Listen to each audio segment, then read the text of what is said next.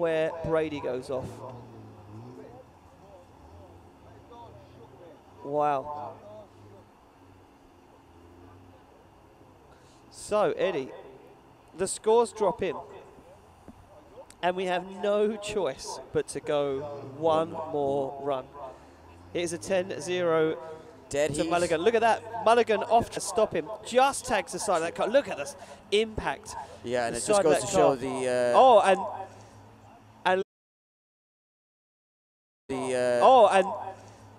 And look at the rear wheel of Brady's car. Brady has bent an arm. I'm hoping we can get our live mobile camera down in the pits, try and get some action from behind the scenes. Eddie, that'll be you tomorrow? It certainly will, but the decision that's going to need to be made here, is that a competition timeout, or is that just a 5-minute rule if he needs to fix it? So that will be a decision that will be made by our judges.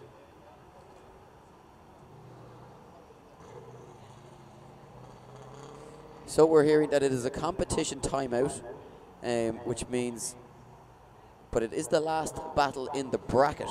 Yeah. So the way the competition timeout works is that you have until the end of the bracket to get the car fixed. If you're the last battle, you effectively have 5 minutes to fix it. Yeah, exactly. But seeing as this is the last battle of the bracket, not sure how that's going to work.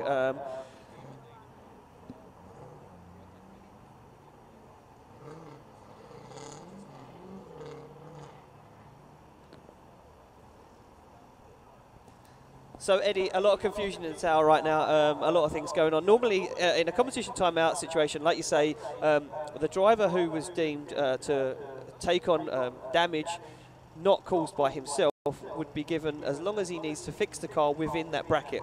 This is the last battle of our top 32 bracket, meaning there is no more battles in this. We can't proceed in competition until that's decided. So the judges have given Nick Brady 5 minutes to get that car fixed, so hopefully we can get a mobile down there. Yeah, and of course that means that he doesn't have to call a 5-minute rule, so he doesn't lose a championship point, but he just doesn't have the additional time that he might have had if it was the first battle in that particular bracket. Yeah, that's right. Yeah. And of course that battle, or that 5-minute rule, starting when he gets to the pit area and when they officially start working on the car, and not when he actually left the track. The 5-minute clock will stop when he finishes working on the car, and then he has time to get back to the track. It's not when he gets back to the start line that it finishes. Exactly.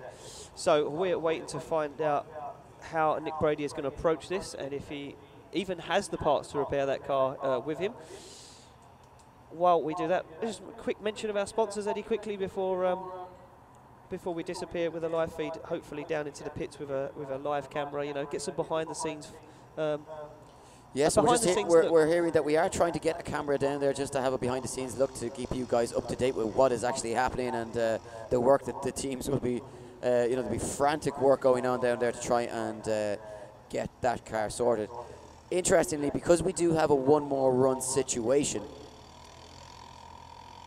if Nick Brady cannot get this car fixed, I do believe, and I'd be open to a correction on this, Nick Brady would progress to the top 16 but can no longer contend in the championship if he can't fix the car. And Wayne Curran would then, without having to battle, would progress into the grade 8. However, if he can get the car fixed, he obviously goes back and they do their one more run. The bell. Yeah, exactly. Yeah, so, I mean, potentially here now, Wayne Curran could get a buy through the grade 8.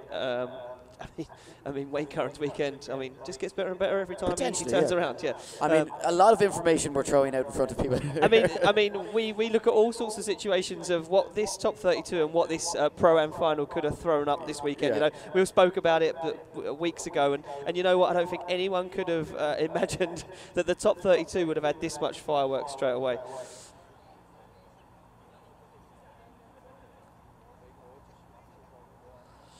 So for you guys watching at home, you can just see the live mobile camera is down on the start line, Eddie. You can see the damage to the front end of Kenny Mulligan's car. And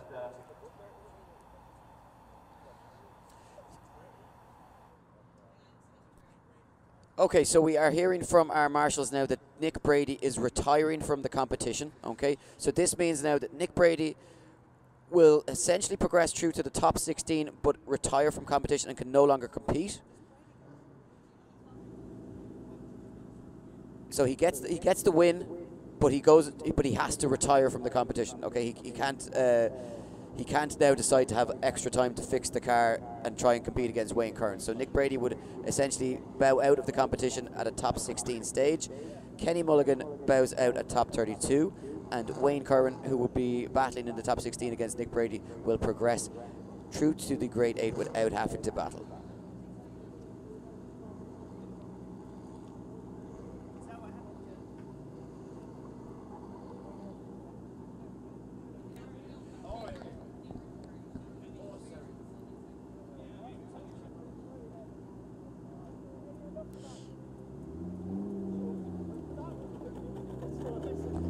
So very confusing here, Eddie. A lot of talk going on. There's a lot going on, and we're just making sure that we have the information, that we're relaying the information from the rule book. Yep. Exactly. And yeah, I've just spoken with Dave Egan, who obviously writes the rule book. I haven't studied it in depth myself, because normally we have Dave here just to make those decisions. But he has been on the radio to me to say that the way I've explained it is correct. As Kenny Mulligan was the cause of Nick Brady's damage, Nick Brady gets that competition timeout and that time to fix it. If he can't fix it, he does progress, but he's now out of the competition. He can't, decide now to have the extra time to get himself ready for a battle in the next bracket. Okay, so and this is just obviously to prevent people saying, "Oh, yeah, you cause damage. I'm gonna, I can't battle." But then they have 25, 30 minutes, half hour. Exactly. So now Wayne Curran gets a bye into the Grade 8. His weekend continues, and he won't even have to battle for that. And we move on to our top 16. Wow. So very confusing, but we get there in the end, Eddie. Yeah, and as you say, we move it along to our top 16. No need to dwell on it any further. But where this battle, things get exciting. This is where it gets really interesting, Ian. Yeah, things are going to heat up now as we see Matt Denham on the line against Peter Hayden. Brett Perry's out the championship. He can no longer win the championship. One of these guys now can go forward and win the championship. Will it be Matthew Denham or will it be Peter Hayden? We're about to find out. This is the first battle of our top 16. The sun is out. Our judges are ready. Teesside Autodrome, are you ready for top 16? No, that wasn't good enough. That wasn't good enough. Because there wasn't even a reaction. Are you guys ready for the top 16? There we go. A little bit better. Denham versus Hayden. Here they come. Big entry from Denham. Look at this. He absolutely fires that V8 RX-8. Manages to balance that car on the edge of the circuit. Hayden on a shallow line. Oh! Big straighten from Denham. Big straighten from Denham. Hayden keeps it going. Denham washes very, very wide on foot. Hayden has no proximity here as Denham starts to pull the gap. This one has been scrappy. A lot of nerves, a lot of tension, and a championship up for grabs. Whew. It looked as though Denham was going off track on that first corner. You know what? I could just see a repeat of Mulligan and Brady, and it looked like he was going off circuit. The scores are in, and with a 6.7 to 3.3 advantage going into the second half of this battle is Matthew Denham. We go to our judges.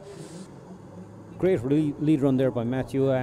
Yeah, right on, between 1 and 2, he was right on the edge track. We thought he was going off, but he didn't. He kept it there. Had a bit of a straighten coming down towards tip 3, coming to the wall. I think he was getting a bit wide. But there was big separation, very, very big separation. Peter never got close to him at all. So there, it should have been a much bigger difference in points, but because of the straighten, it's brought it back. So at the moment, Matthews, I think he has somewhere between a 6 and a 7.5 or a 7 lead, because we scored 2 7.3s and 1 6.4. So it's an advantage match at the moment. So there we go. Matthew Denham goes into the second half of this battle with the advantage. Can he take down Peter Hayden and keep his championship hopes alive? They are on the line. They are ready to go. We get the thumbs up from our start line marshal. The drivers give their thumbs up. They have a green light. They are good to go. It's Hayden to lead in Matthew Denham. What have they got? Hayden really needs to put down the run of his life right now. But look at Matthew Denham right alongside him. He initiates before him. And look at this. Denham starts hunting down the side of Hayden's E36. He's right with him as they come nice and wide into clipping point 3. Waver from Hayden, but he keeps his cool and keeps it going. Oh! Hayden almost falls off track, keeps his foot in, and look at that big aggressive dive from Matthew Denham. They are door to door, wheel to wheel, and a straighten from Denham. Ladies and gentlemen, give it up for Peter Hayden and Matthew Denham.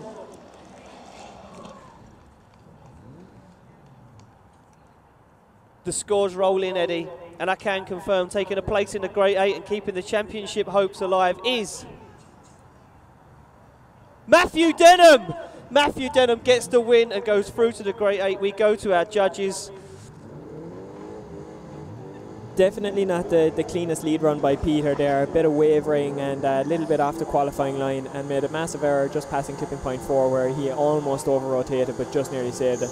Absolutely fantastic chasing by Matt. He was really on Peter's door pretty much the whole way throughout. Absolutely fantastic driving, especially dealing with a couple of errors from the lead car, and not a great lead line, so we ended up scoring that 7-3 or an 8-2 across the board. So there we go. Matthew Denham makes the grade and goes through to the top 8, keeping that championship hopes alive. On the start line, we do have Magic to take on John McDonald. John McDonald looking strong, coming from Drift Cup, making the grade, getting into the top 16. Can John McDonald to keep going? We're about to find out. Eddie, things get exciting. I can see you desperately scribbling away here, writing down championship points. Yeah, just trying to get an idea of, we know that Brett Perry's now out of the competition, but obviously he did score points. He would have effectively finished, I do believe, 19th. We'll come back to that though after, because we have a big battle here on our hands between Magic and John McDonald. Yeah, John McDonald throwing on some big angle there, coming into clipping point 3. Magic keeping that car absolutely balanced, perfect. Very cool, calm and collective from Magic. A little bit of separation. We're used to seeing John McDonald on the door. Can he keep this going? Oh, he shuts it down. Yeah, not what we were expecting from John McDonald at all, Ian, and seeing the scores drop in, and it is, yeah, 10-0 disadvantage across the board. No need to go back to the judges on that one.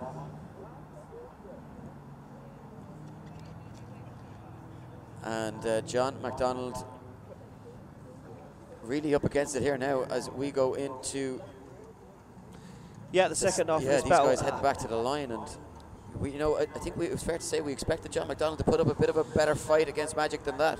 Yeah, I mean, from what we've seen from John McDonald so far, I mean, a very, very impressive chase driving. Can Magic, replicate that, stick it on the door of John McDonald's V8 E30? We're about to find out.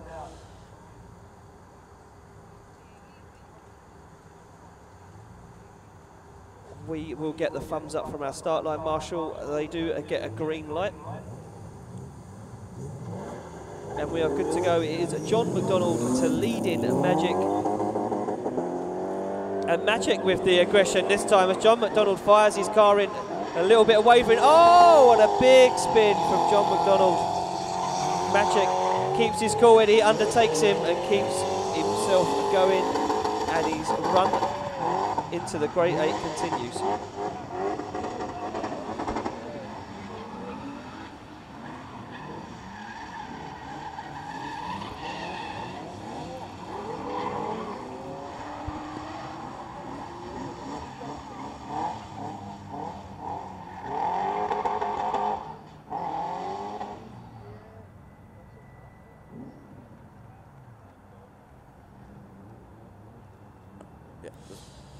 So we get them to the start line and we make it official. Going through to the Grade 8 is Maciek. Maciek gets the win and goes through. Unfortunately, John McDonald finishes his weekend there, but you know what, Eddie? He's secured himself a BDC Pro-Am license. I'm guaranteed that guy will be back next year for more door hunting. Yeah, exactly. Not a bad way to finish the round with the promise of a full season and a crack at the championship next year. He'll be delighted with that. And you know what? I'm looking forward to see if that's what he can do with a car that he's prepared in just a week. Yeah. What's he going to do when he has a whole winter? A whole winter to build a car. Yeah, exactly. Yep. So we move it on, and we will see Damien Wilkinson to take on Mike Walton. Mike Walton in that little BMW compact. The weather has taken a turn now, and not for the best for Mike Walton. No, certainly not. He would have been hoping for this track to stay that bit wet, especially coming up against a monster like Damien Wilkes. This car, so fast and so grippy. Yeah. And track just starting to dry out now. We're starting to see those patches, but as we say, it is patchy. But we're starting to see that dry line develop, and that means we're going to start seeing that smoke and that door-on-door action come quick and fast. But who's going to take it through? We're about to find out, Eddie. It's Mike Walton to lead in Damien Wilkinson. Walton on a nice initiation.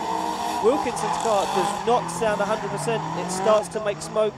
Oh, almost contact. Walton leaves the wall very, very early. Oh, Walton. Yeah, Walton making it very difficult for Damien to chase here, and a lot of straightens and errors in that chase position from Wilkinson, but I'm not sure, are they human error or are they caused by you know, the wavering of the lead driver there? Yeah, I mean, you know what, it looked to me, Walton come off the wall very early, so he didn't really give the opportunity for Wilkinson to get on the door through the first hairpin into out of clipping zone 4. Judges are going to mark him down on that. The scores drop in Eddie, and with a 6-4 advantage going into the second half of this battle is Mike Walton. We head to our judges for an explanation. Yeah, Mike on a really good line there. No, I think what's happening is the qualifying line, which is the wide line on the first hairpin, seems to be very slippery now. And Damien, you know, trying to be aggressive, he had a bit of separation at the start. He dived in there. I think it's quite grippy on the inside of the track, so he had a big straighten, and he got caught again after the transition to the second hairpin, again a very big straighten. So it's a good advantage at the moment after the first run from Mike. So there we go. We go back to the start line. It will be Damien Wilkinson to lead in Mike Walton. Can Mike Walton stick it to the door? Can he carry that pace? Let's hope so. Yeah, well, you know, in the other underpowered cars like this, especially on a track laid out like this, fluidity and keeping that momentum going is all important. So you'd be hoping that the car in front is nice and fast. Oh, big late entry there from Walton as he hesitated behind Damien Wilkinson. Oh, and a straighten from Wilkinson. Yeah, massive Walton on a very there. good line. Oh, and Wilkinson pulls off track. Yeah, not quite sure what happened there. No, that car not running 110%, Eddie. Walton takes it across the line.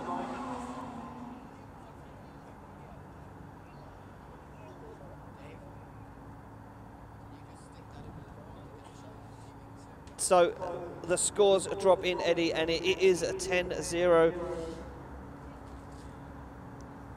to Mike Walton, and taking the win and going through to the Grade A is Mike Walton. Ladies and gentlemen, give him a round of applause. Damien Wilkinson suffering with car issues, not the way that guy would want to go out. Oh, drive shaft, Eddie. Looks like Damien Wilkinson broke a drive shaft coming into clipping point 3. I mean, how unfortunate is that?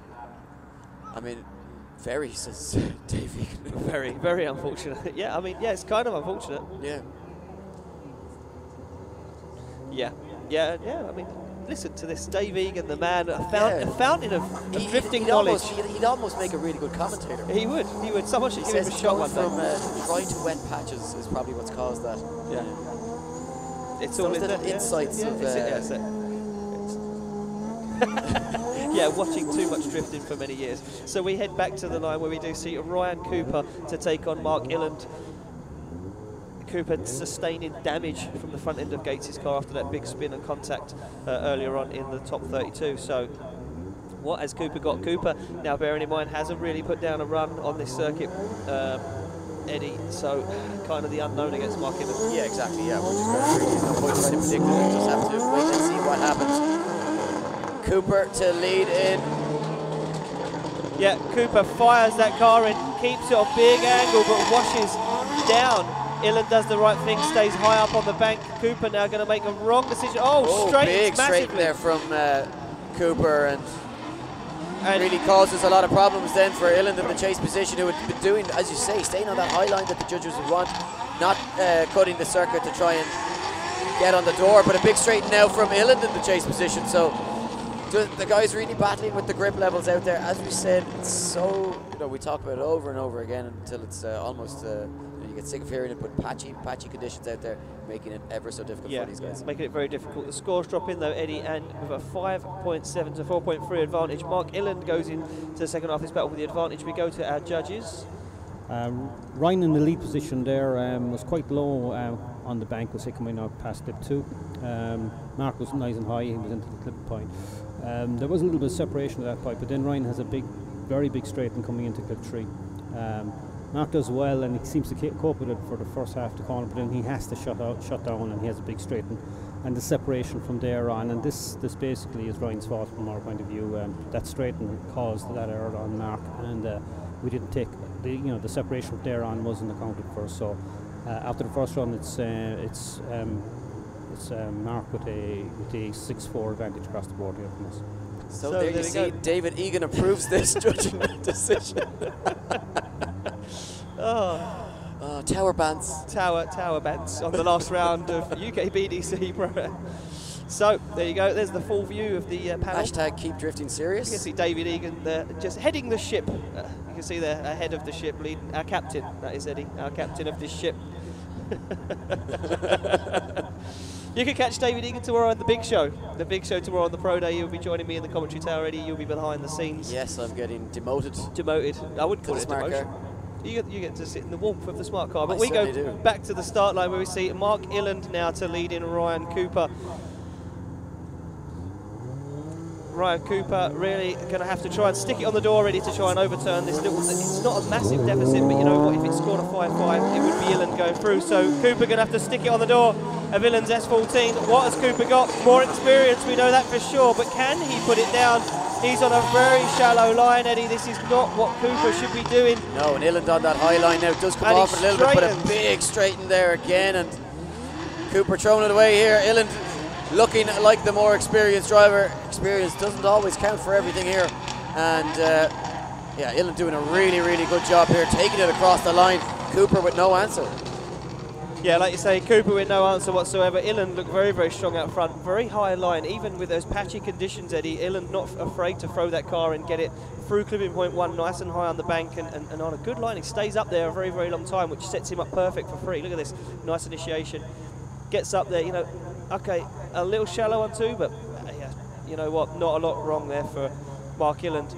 The scores drop in, and we can confirm taking the win and going through to the Grade A is Mark Illand. Mark Illand gets a win. We go to our judges for a breakdown.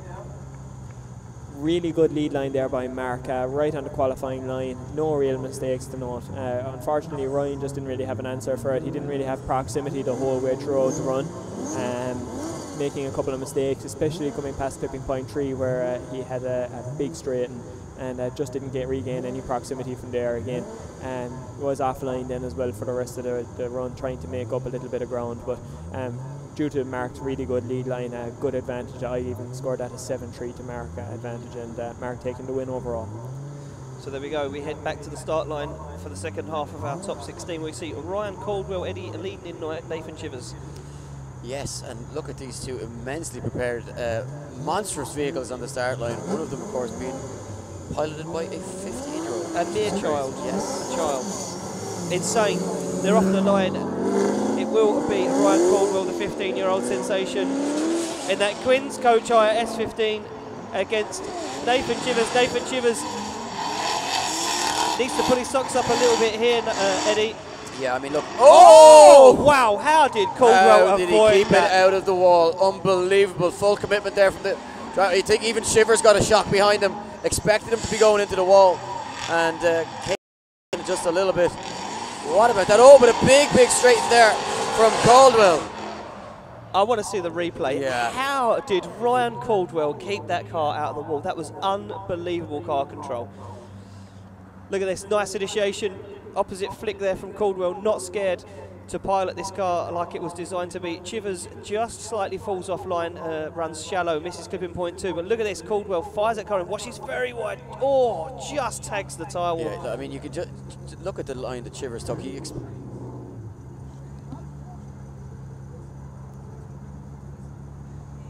So the fountain of knowledge, aka David Egan, has just informed us that the trees on that part of the circuit are shading the track, Eddie, keeping it moist, making it slippery. The oracle. The oracle of UK drifting and Irish drifting.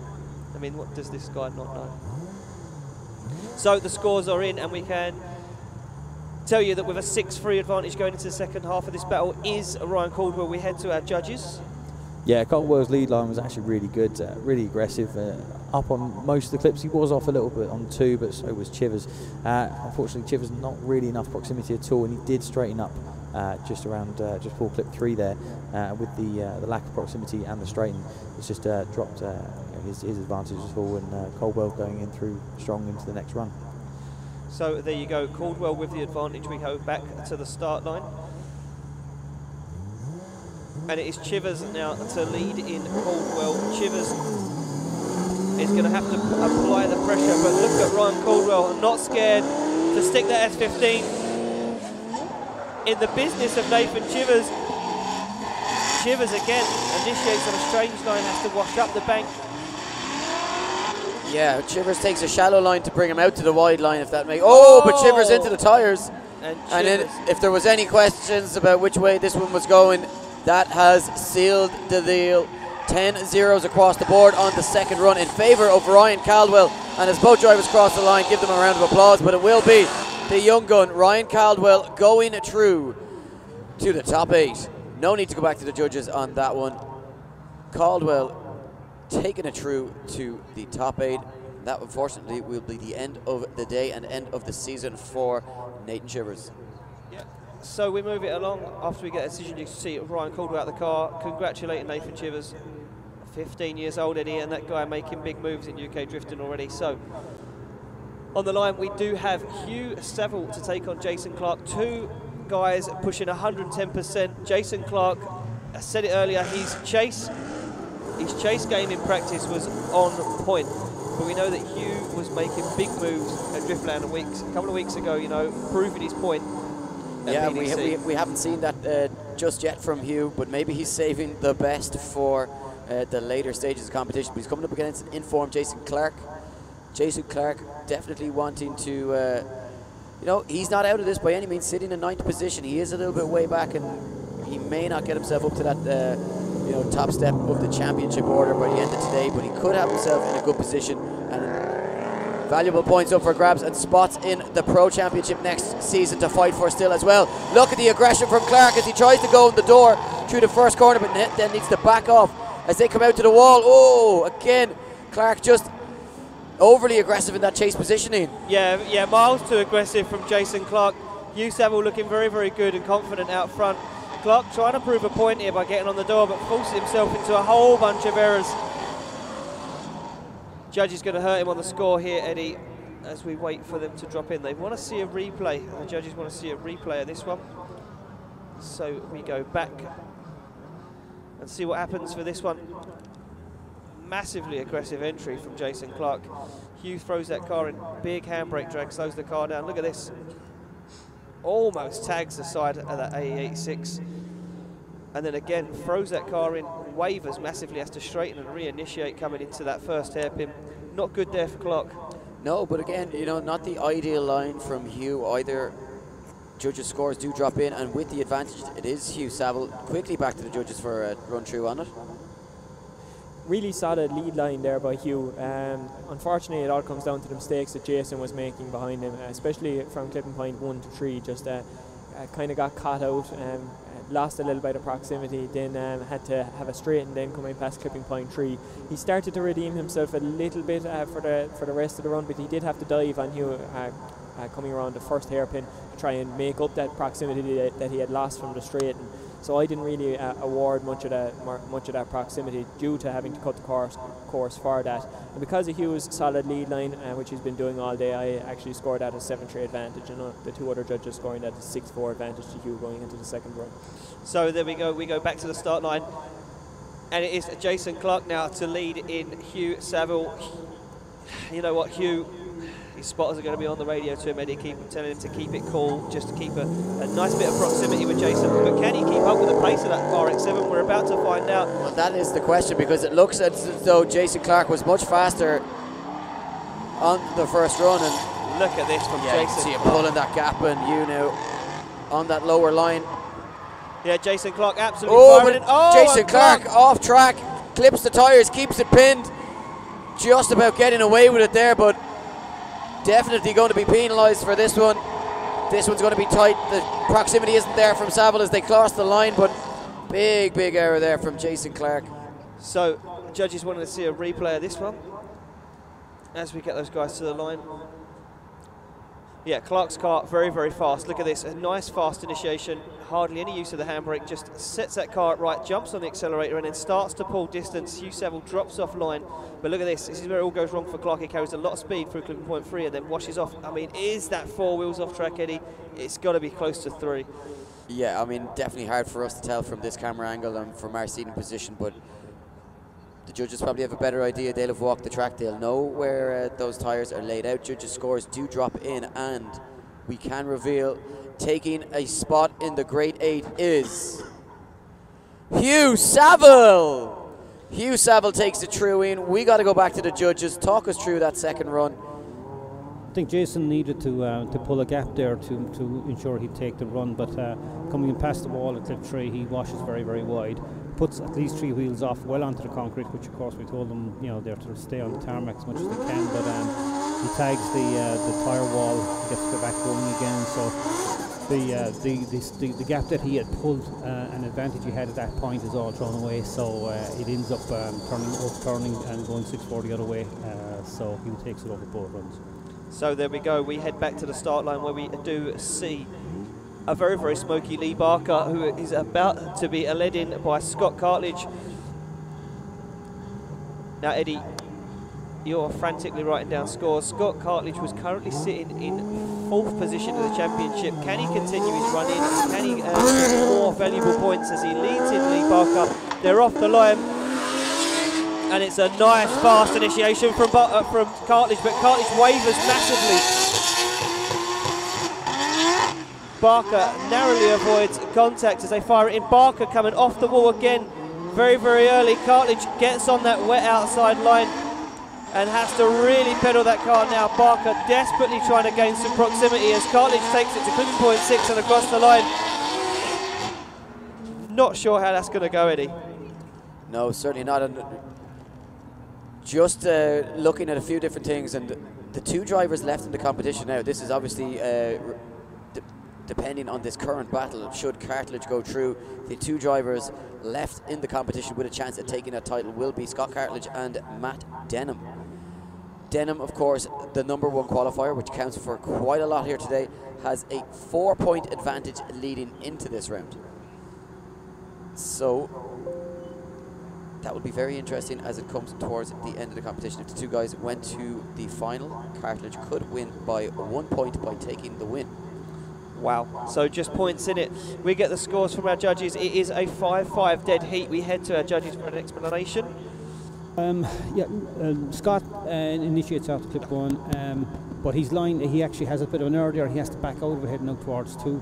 Lee gets caught here and has to back out of it, and he drops down the bank, and now he's in the wrong part of the track to complete the rest of the course, so he's low on the bank. He can't get out to clip 3, and he has to come in tight on the hairpin because of where he was positioned. And then he has to transition early again on the wrong side of the track to get out to clip 4 and out to 5. So his line was compromised all the way from the error caused by Scott on the very first corner. So look, you could say he could have redeemed himself a little bit better and got back on line. He didn't. So it looks like he should have a big disadvantage from all those mistakes, but he's not. We're not going to penalise him from, so we're scoring that one up 5-5. So there we go, we get it back to the start line, and it will be Lee Barker to lead in Scott Cartledge. This could go anyway right now, and after what you just told me, Scott Cartledge is going to definitely want the win. He's going to have done the maths. Yeah, well, he needs it here. He's going to have to push hard. He's in the right position to do it. Needs to get close here. Needs to get close to Barker. Barker on a bad line through that first corner. Gets out wide, but big straight. Look at this, off track. And contact. And do you know what? I think an error there from Lee Barker hands the advantage and the win to Scott Cartledge. Just waiting on the confirmation of all those judges' scores to come in.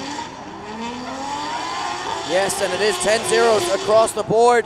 Scott Cartledge takes it through to the grade 8.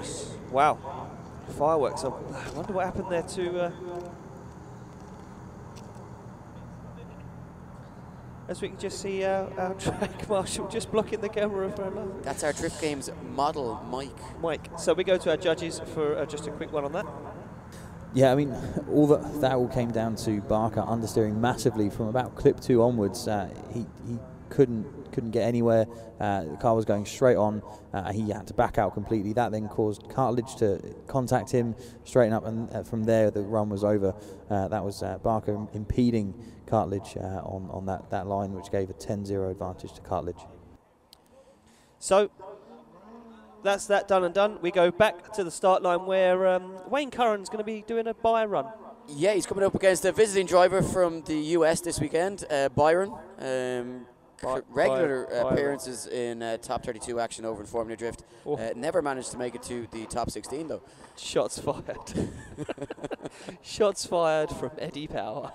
So yeah, Wayne Curran, technically Eddie has to do a bye run just to prove to everyone that he can complete a lap of the circuit. Exactly, of course. Yeah, it would be fair for for Brady. But anyway, we're not going to get into all that rule book, but yeah, Curran has to do a pass to the track to make it official, to show that his car is working. We are waiting for him to get the go. This is the final battle, technically, of the top 16. It's Wayne Curran against the shadow of himself, of his former self.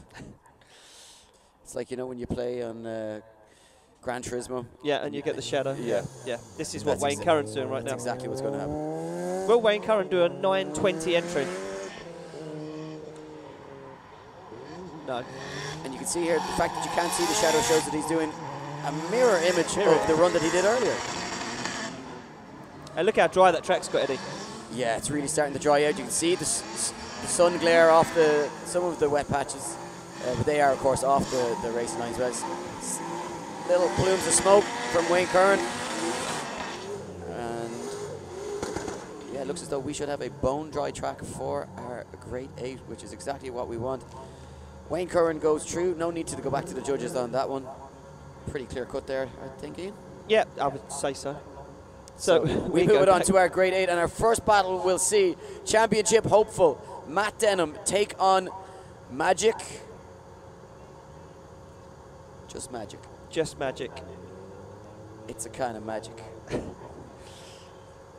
So right now, you know what? I'm not even going to say it. Right now, we've got Matthew Denham to lead out Magic. Magic looking good and, puts in consistent runs all the time.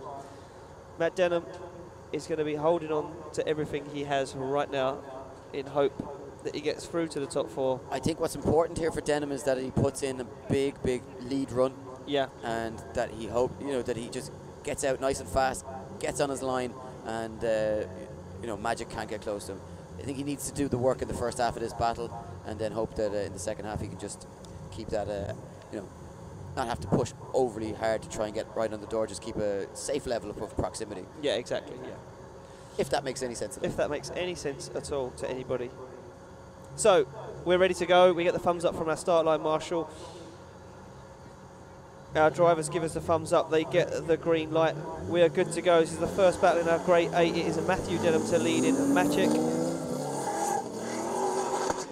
Denham going to be really looking to throw down a big run, like you say, Eddie. And look at that nice fast initiation. Absolutely pinning that car on a perfect line. Yeah, Denham really nailing it so far now. Keeps it nice and wide out to the wall. But you know what? Magic's not far behind, Eddie. And here he comes. Oh, contact. Oh, no. Denham's car has broken down. Would you believe it? And what did I say earlier? What did I say earlier, Eddie? Look at Denham's arms in the air. I said to you, Matthew Denham's nemesis this season has been his car. We know he can drive. We've seen the way Matt Denham can drive. That guy can pedal a car, and when that car works, it is unbelievable. But what has just happened? We're going to try and get a word off of Matt Denham to our start line marshal. Is he going to call a 5-minute rule? Well, that's the second half of that battle. Now, technically, if Cartledge goes through and Denham gets knocked out now, does Cartledge win the championship? Cartledge has to qualify into the final 4 because Denham is the higher qualifier and is the. So if Cartledge goes through to the top 4 and Denham gets knocked out now, Cartledge has done it. Cartledge from in 4th position. It would need to be confirmed mathematically, but yeah, it would look that way. Wow, an outsider completely come in and stole the championship. We're not unheard of. We've seen it before, but we're waiting to get the result off of our marshal. Does he know what's going on down there? So Matthew Denham is calling a 5-minute rule. Look at this, Eddie. He comes into the first hairpin, washes nice and wide onto the outer clipping zone 4. The car bucks up in the air. It stalls completely. Maciek tags the side of it. And look at this. You can see Denham desperately trying to get that car drifting. No response whatsoever. So we're going to move it along.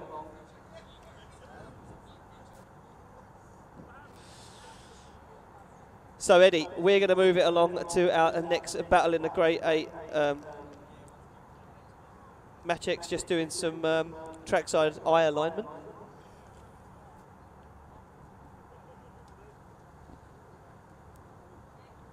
So we're moving along to our next battle, which will be Mike Wharton to take on Mark Illand. You can see those guys in the background. We're just going to try and get Maciek off the line.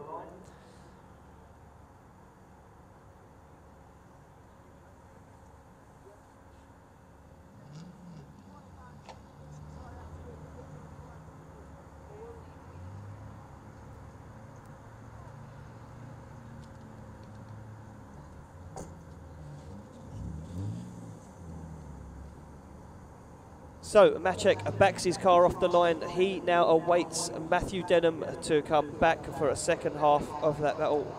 Just doing some very quick maths. It looks like you're doing algebra. I am, yeah. 4x. You've got your toes on the. 2y. You've got your toes on the desks. Oh yeah. So yes. Matthew Denham now loses a championship point for calling a 5-minute rule. You didn't think of that, did you, Eddie? I didn't. I can't think of everything. I mean, if you was David Egan, you would have had this all worked out because he's the fountain of knowledge. He doesn't have it worked out, otherwise he'd be telling me. So, wow. I mean, wow, look at Dave Egan's face. He's not an impressed guy. He's like, well, Eddie, you're definitely. Anyway, you had a good run, Eddie. if Matt Denham does not go through, he will finish on 137 points.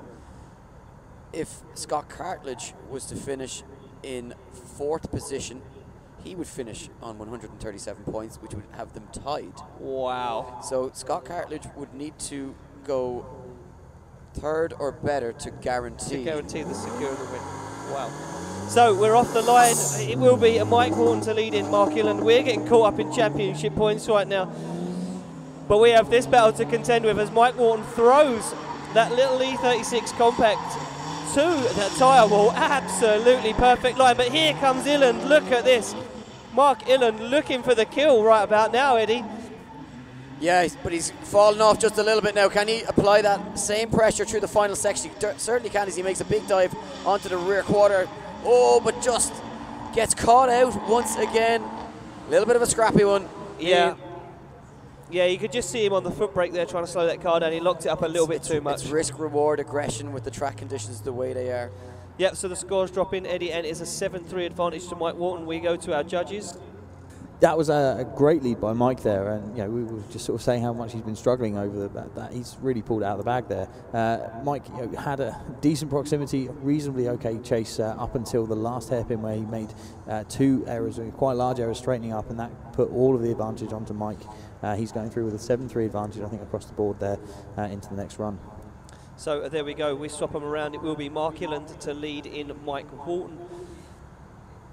Mike Wharton now kind of just has to put in a really good chase run. A little bit of proximity will get him the win.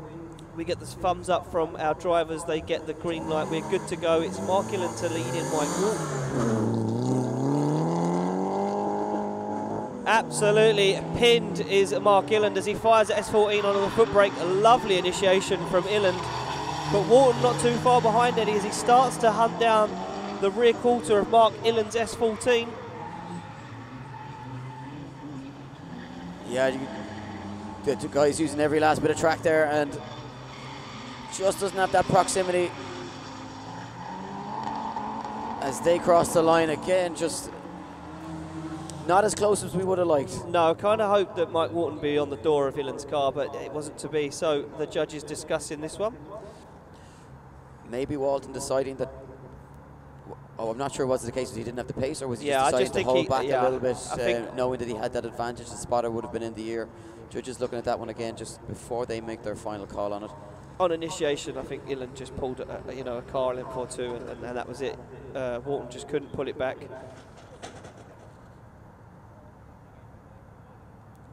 So we wait for the judges to watch the replay of that Wharton-Illand run before we get a score.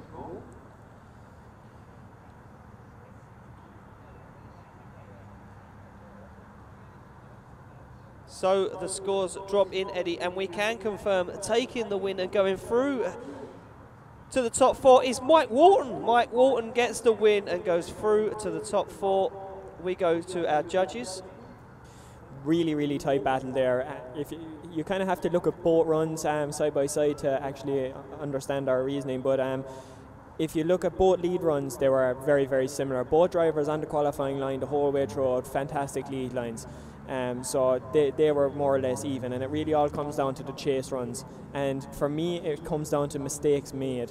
Mark might have had a little bit more proximity on his chase run, but Mike stayed on the qualifying line the whole way throughout, didn't make any mistakes, really nailed that qualifying line. And I know by the end of the run he was falling back a little bit, but on Mark's chase run he had a massive straighten coming into the second clipping point, or second hairpin, and he had a few wobbles as well on his chase run. So that was enough for just a bare half a point for Mike then to go through overall for me. So there we go, Mike Walton getting the win. And Eddie, yes. What do you know? Well, unfortunately, we are hearing that Matt Denham has retired. He had a broken hub. Those guys unable to get that fixed. Does lose the championship point for taking the 5-minute rule. Very unfortunate, and his championship hopes hang in the balance now, as it all depends on what Scott Cartledge can do against Wayne Curran and where his final finishing position is. But guys, as you can see him on camera there, can you just give a round of applause for the valiant effort of Matt Denham? Unfortunately plagued with mechanical issues once again, so unfortunate. I mean, just see...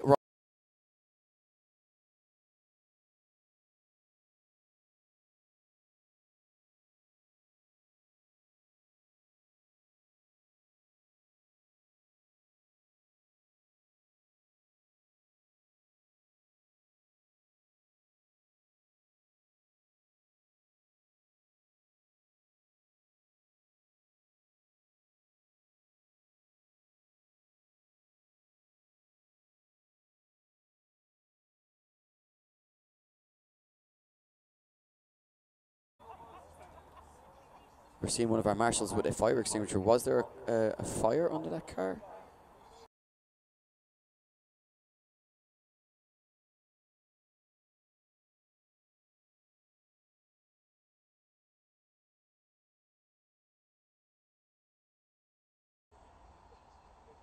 Of course, if Hugh Saville is ready to go. Now you can see Ryan Caldwell jumping into that car, and of course, just while we do have a drop in the action here, just a reminder that tomorrow's action will begin a little bit later than normal due to the event finishing under lights here in Teesside. So the first event to finish under lights in total darkness, and we're just trying to get the exact times for all you guys. Yeah, we're just trying to get the exact times, and just to let you guys know. So if you are local, don't be afraid to come along. It's going to be an absolutely unbelievable final. Hello, Ian. And I'm joined by David Egan. I've been annoying you all day now, so I'm going to step into the. No, we were just talking about firstly what a challenging day it's been for the Pro-Am drivers, because what does look like very scrappy driving, in fact, has come down to a couple of factors. One is the danger level on the track has now risen. One, with a big rut that's been dug up along the edge of the track. So clip 1 and 2, hit them, you're hitting tyre bales. Yep. If you get the wrong in the middle, you go in the gravel. If you go past that, then you got to deal with the fact that the track is wet and dry coming towards the wall, which we've seen guys wash out towards those tyres. Then you've got a concrete wall. Then you've got 2 hairpins, which are wet and dry, and then you have another concrete wall. So the track is very tricky out there. And a lot of gravel, dirt, everything's been dragged up. So that's what's causing a lot of these issues. But it's unpredictable. It's kind of a nice way to end the championship. A lot of underdogs still in the game. Yep. What we are going to mention is that with Denham and Cartledge still in the competition right now, and we're doing the scores as we stand, essentially what's going to happen here is if we do end up in a tie, and how it works on a tiebreaker in the championship is it goes back to the highest result over the year. And depending on how it goes, if Denham was to be eliminated, he's at a disadvantage right now. That would hand the championship to Cartledge if it was a draw, because he has a 4th place finish from the previous round, and Denham hasn't reached that stage of competition. It's coming down to the wire here, Ian, and that's kind of what you want for a final of a championship. It's what I like about it. It's unpredictable. As I said, coming to the line now, we have got Caldwell, who's been looking super strong. A car he started driving this morning. Yep. He's at the competition, but take nothing away from Hugh. He's been battling hard also. From my perspective right now, it's coming down to the wire. We're going to keep you up to date with the scores right as they happen. That's why we're sitting in the background doing the math. Abacus is out and calculators and all the rest. But I think that's where we're standing right now. Denham Carl is still in the competition, but one is now at a 10-0 deficit. The other has to go up against Wayne Curran. Hasn't really been tested. It's all on the line for the next couple of runs, but we are ready to go with our next battle. It's getting exciting. It's getting very, very exciting. So, ladies and gentlemen, you heard it here first. Everything to play for right now. And as we head back to the start line, it is Ryan Caldwell to take on Hugh Seville. And like Dave said, Ryan Caldwell stepped in that car this morning for the first time for competition use. And that car, by no means a tame beast. So they're off the line. It is Caldwell to lead in Hugh Seville. What have these guys got? Caldwell with that nice big clutch kick flick initiation. Look at this, Eddie. Absolutely perfect from Caldwell. Seville gets a little bit lost there, has to make a re-initiation. Oh! Look at that from Caldwell, off the wall and shoots forward but keeps it going. Yeah. The aggression of this young man. Unbelievable. Hugh Seville keeps his distance as they bring it to the wall and across the line. Ladies and gentlemen, Teesside, give it up for Ryan Caldwell and Hugh Seville. Did you enjoy your 5-minute break, Eddie? I certainly did, yes. But you know what? I enjoyed that battle even better. Wow, what about that from Ryan Caldwell? Look at what happens when he hits the wall. The car shoots forward. Big aggressive initiation. Look at this. Ryan Caldwell throws that car on big angle, keeps that throw absolutely pinned. Perfect through clipping point 2. Lovely line, but look at this. Washes wide. Again, he's been doing it all day. Gets to the wall too early, Eddie. That was the problem. Yeah, that really was the problem. You can see he was at the wall way before that third outer clipping zone. And but you know what? We're starting to see a Ryan Caldwell with now the right machinery, and this guy is going to be a massive contender in the future.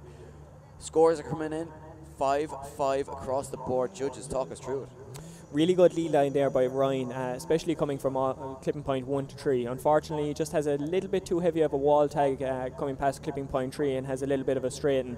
The advantage that he did have up until that point then was kind of brought back, but you'd think after that straighten that Hugh would have capitalised on that mistake from Ryan.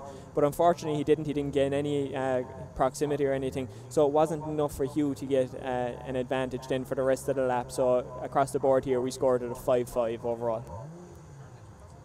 So there you go. Straight from Kevin O'Connell's mouth. They are on the line. They are ready to go for the second half of this battle. Ryan Caldwell eager to go. They get the green light. It's Hugh Seville to lead in Ryan Caldwell. What has Caldwell got? Everything to play for in this battle, Eddie. Ryan Caldwell kicks the clutch on the S15 and starts to stick it on the door of Seville's AE86. Look at this as they come down onto the wall. Oh, Caldwell tags the side of Seville's Corolla. They both keep it going. Seville absolutely perfect. Caldwell starts to make another dive. Oh, and Caldwell shuts it down as Seville takes it to the wall and across the line. Teesside, give it up. Unbelievable driving, Eddie, from both of these guys. Judges waiting to see a replay of this to make sure that Seville didn't slow down too much going into this.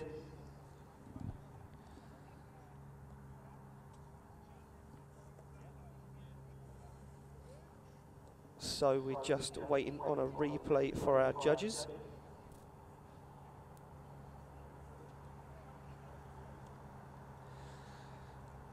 So a lovely initiation there from Hugh Seville. Throws it in, nice angle, gets nice and high on the bank.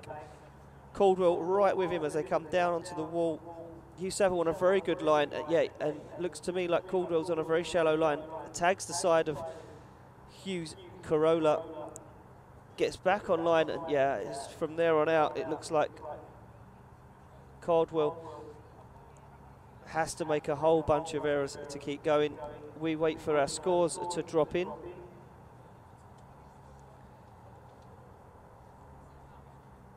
So our judge is still discussing this one, not happy with how that battle played out. So the scores are landing. Teesside, who wants to see Hugh Seville and Ryan Caldwell go one more run?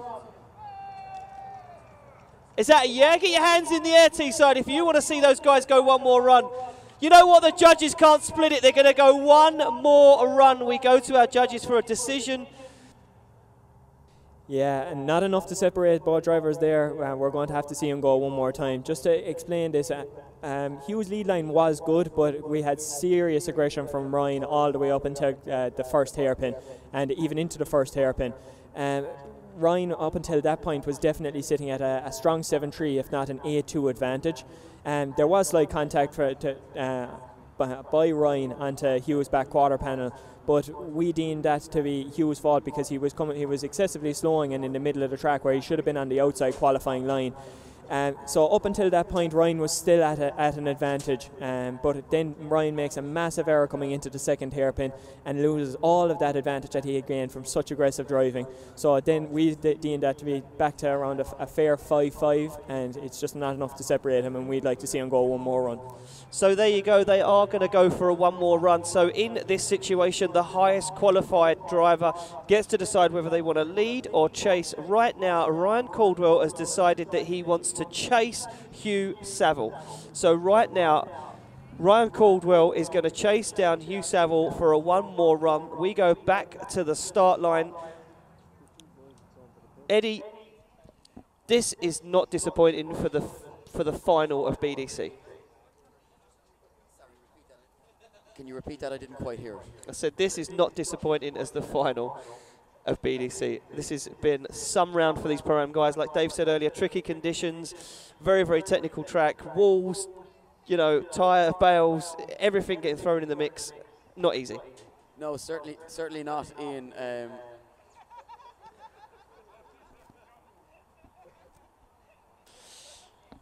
So we go back to the start. As you can see, the sun is out. There's a few clouds in the sky. And we have no cars at the start line, and just waiting as they both seem to have gone back to the pits. We're just waiting to hear from our marshals what exactly. They're just gone on a cool down lap. Of course, these cars running all day, such high performance machines. They want to make sure that you know, they're not overheating, and you know, it's such a important stage of the championship. Don't want to be suffering mechanical difficulties. So one more run, and this of course cannot be scored as a 5-5. No, the judges have to score this run either way, and you know what, we've seen it come down to 0.1s and 0.2s where there's been so little in it. And just while we are waiting, immediately after this battle, we will have a battle which will see Scott Cartledge take on Wayne Curran. The guys in the background have been doing the maths, and similar to what I said to you earlier on, if Scott Cartledge does progress through this battle and doesn't go any further and finishes fourth, he wins the championship, okay, based on the higher finish. He'd be tied with Matt Denham on scores. Wow. Both drivers would finish on 137. If he obviously goes third, he wins outright on points. But just winning this battle against Wayne Curran will win him the championship. If Wayne Curran wins the battle, Matt Denham wins the championship. So right now, Wayne Curran's in a very, very good position. Well, he's in a championship altering battle position, but he can't win the championship. So a nervous wait for Denham and a nervous battle for Cartledge.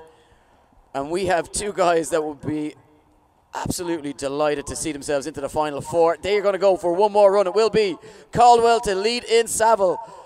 Who's going to take it through? Caldwell, the higher qualifier, chose to lead. He obviously feels he can pull the gap on Saville here as they leave the line. Who's going to take it through? Big clutch kick entry there from Ryan Caldwell. He stands on the accelerator and starts to pull a lead away from Saville. Saville now starts to try to make a dive. Caldwell on a really good line, but this is where Hugh excelled last time and clawed back some of those lost points. And he does again. He tries to dive on the door, but he can't get close enough. Look at this from Caldwell, an absolutely perfect lead run. Ladies and gentlemen, give it up for Ryan Caldwell and Hugh Saville. And that is what looks like to be a very, very smart decision from a very young man. And Ryan Caldwell, the scores drop in. Taking it through to the grade 8 will be Ryan Caldwell. Give it up for both drivers. Ryan Caldwell takes it through. Hugh Saville, unfortunately, will bow out of the competition. Judges, talk us through the one more run. Yeah, I mean, it was a great lead run there from Caldwell. No real errors at all that we could pick up on. But yeah, Hugh started off fairly well, reasonable proximity. He made a massive dive at 5 to try and keep some proximity, which didn't really help him at all, and it all dropped off from there. So you know, going through with a 6-4 advantage, Caldwell, and yeah. So there we go, Eddie, and we go back to the start line. Now, this is the championship deciding battle right now. If Scott Cartledge wins this battle against Wayne Curran, he wins the championship. If Wayne Curran wins this battle against Scott Cartledge, Matthew Denham wins the championship. Ladies and gentlemen, Teesside Autodrome, right now your 2017 champion is about to be crowned. Yeah, and before we let them leave the line, guys, can you just make a big round of applause for both drivers, Denham and Cartledge? They've given it everything all season, but they are off the line. It's Cartledge versus Curran. Curran came to play, showing the aggression straight from the off, but starting to lose ground now. Look at this from Cartledge. I said that Cartledge looked strong in practice, and now he is proving why he's the man of the moment right now, Eddie. Look at this. An absolutely unbelievable lead run from Scott Cartledge. Wayne Curran sacrificing angle on line to get proximity. There is nothing in it. Curran has no answer for Scott Cartledge as they take it across the line. Yeah, no answer whatsoever there from Curran. The pace of Cartledge, the line of Cartledge, and you know what? The composure of Scott Cartledge. Judges' scores come true. 8-2 advantage to Scott Cartledge. Give us a quick rundown on it.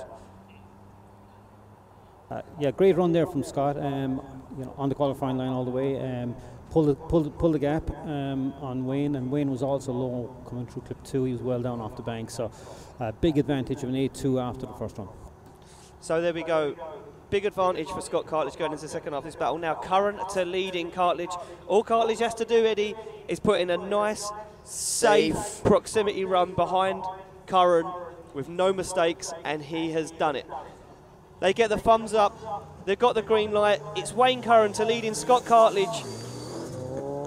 What have they got? They are smashing through the gears, Eddie. Curran throws his car in, but it's a little bit too early. Cartledge just backs out of it ever so slightly to give Curran some room as he fires it down the wall. Yeah, Curran way offline. Oh, contact! Contact, and not what you want if you're Scott Cartledge. You don't want to leave it in the judges' hands. Did Curran slow? Oh, and now off track, 4 wheels. A rush of blood to the head. Adrenaline. Wow. I am glad I'm not a judge. I would not want to be Scott Cartledge right now, because you know what? This is going to be the most nervy moment in the world. Eddie, the scores have dropped in. And taking the win up. And taking the win and going through to the top 4 is Scott Cartledge! Scott Cartledge gets the win and goes through to the top 4. Wayne Curran bows out of competition. We go to our judges for the decision. Kind of really sketchy lead run there by Wayne. Unfortunately, it all comes down to just passing clipping point 3 into the first hairpin. Wayne came in way too hot.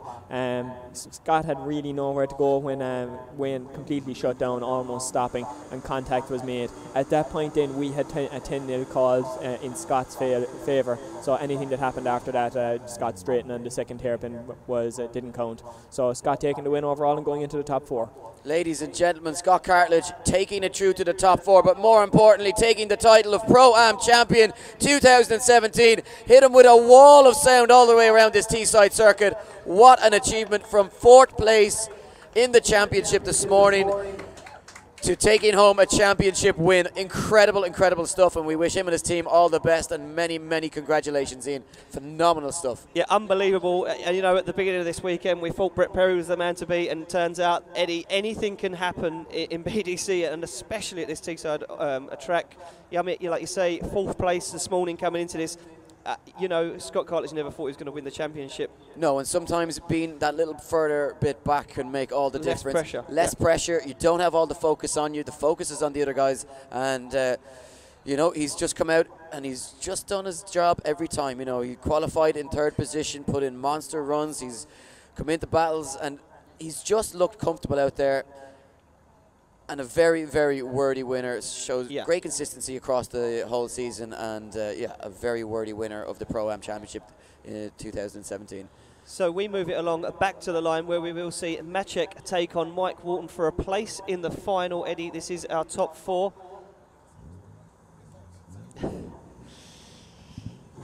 So they are off the line. It is Maciek to lead in Mike Walton for a place in the final. Eddie, this is your top 4 right now as Maciek, nice opposite flick in. Mike Walton keeps his distance, just trying to get the feelers out there for what Maciek is about to do. Maciek on a really nice wide line but comes off the wall too early. Walton is absolutely perfect in that little BMW compact. Yeah, a spot in the final up for grabs for the winner of this battle, and whichever one is going to be, they're going to be a serious underdog because they're going to be facing monstrous power from either Caldwell or Cartledge, but one of them's going to take it through. Judges' scores dropping in, and with the advantage after the first run is Maciek. Judges, give us the rundown. Yeah, I mean, Magic there had a great lead line. Mike, similar, not quite as tidy, but no proximity on Magic there at all. So, unfortunately, Magic taking a strong advantage into the next run, and we'll see how they go.